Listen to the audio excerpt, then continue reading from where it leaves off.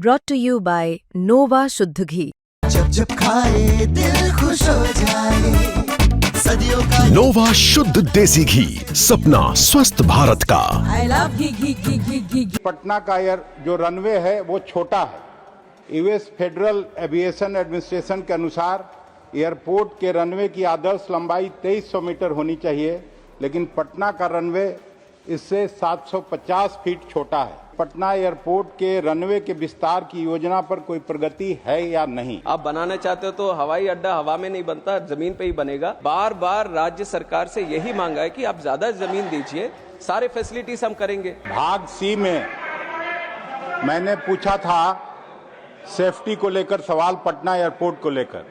2025 के विधानसभा में मैं पटना में काम करता था। उस समय मेरे घर के ठीक बगल में एक बोइंग का एक्सीडेंट हुआ था और तब से सेफ्टी का सवाल वहां बना हुआ है।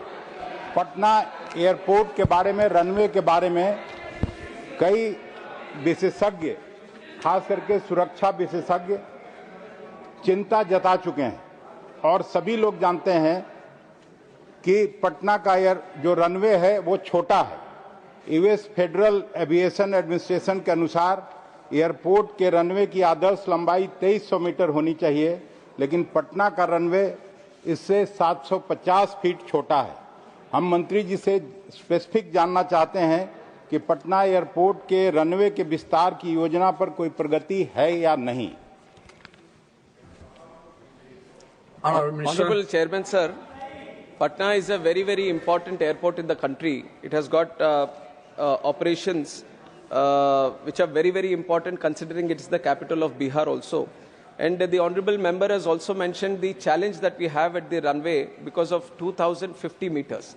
It is not the advisable runway for A320s because with load penalty, considering all the safety risk assessments, we are running the airport with that limited runway. And we have continuously approached the state government because land is ultimately the state subject. So we want to expand the runway because of the operations that we have there. But the challenge is, on one side of the runway, we have the railway track going on. And on the other side of the runway, we have the zoo park, and we also have the bell tower, which has been a historic monument. And we have been continuously engaging with the state government to see if there is any kind of possibility for the getting the land. If we have the sizable land which we have already requested being provided by the state government, definitely we can elongate the runway. It is not only to have proper operations of the bigger airplanes, which is the Airbus or the wide body, but we also want to have international operations. That has also been a strong demand that has been coming from the Patna airport. But to have this, we definitely need a longer runway, which is a challenge today because of the availability of land. And definitely we have written to the state government and we are continuously engaging with the state government on this. Second supplementary श्रीमान Akhilesh Prasad Singh ji. Sir, मंत्री जी का यहाँ suggestion नहीं, हम लोगों को problem का solution चाहिए और वो बताए नहीं है और ऐसे ही कुछ बोलने के लिए बोलते रहते हैं। आपका संरक्षण चाहिए सर। महोदय, मैंने एक और जो प्रश्न पूछा था नाइट लैंडिंग के बारे में, और आपने गोल मोल सा जवाब दिया है। फैसिलिटी के बारे में, उसके बारे में भी अस्पष्ट सा उत्तर दिया गया है।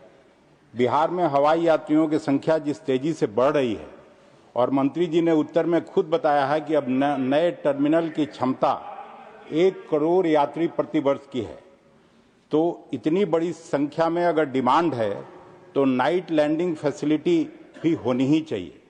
इसलिए हम जानना चाहेंगे क्या मंत्रालय ने पटना एयरपोर्ट में नाइट लैंडिंग फैसिलिटी की आवश्यकता के संबंध में कोई अगर असेसमेंट किया है तो हाउस को बताया। Sir, night landing is Honorable Minister, about night landing facility, please. Yes.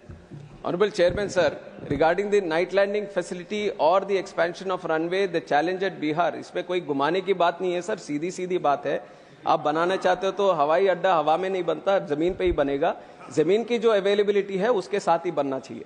और जमीन हमने बार राज्य सरकार से यही मांगा है कि आप ज्यादा जमीन दीजिए, सारे फैसिलिटीज हम करेंगे।